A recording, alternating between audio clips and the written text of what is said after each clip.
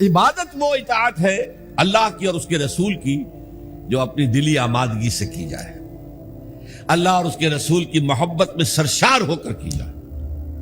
یہ ڈائمنشن جو ہے عبادت کی کہ محبت اس کا جزو لازم ہے۔ اللہ لا ایمان لمن لا محبت لہ، دیکھو جس کے اندر محبت نہیں ہے اللہ کے اس کی رسول کی، اس کا کوئی ایمان نہیں۔ اللہ کا عشق، اللہ کے رسول کا عشق، اس سے سرشار ہو کر اللہ کی اطاعت، اللہ کے رسول کی اطاعت پوری زندگی میں، یہ عبادت ہے۔ اور اس میں نوٹ کیجئے، اس عبادت میں اللہ کی اطاعت بھی ہے، رسول کی اطاعت بھی ہے۔